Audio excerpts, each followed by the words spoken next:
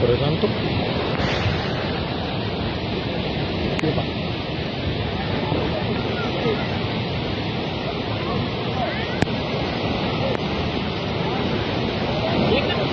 ए कुमार, अरे ती पाणी त्याला गेला.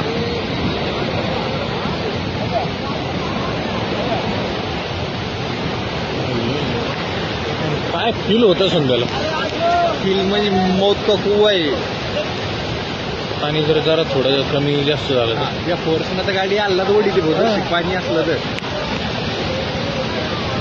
टायराच्या वरती पाणी गेलं डायरेक्ट.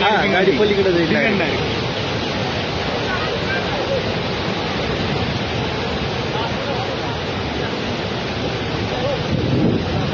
मारल्याशिवाय पर्याय नाही.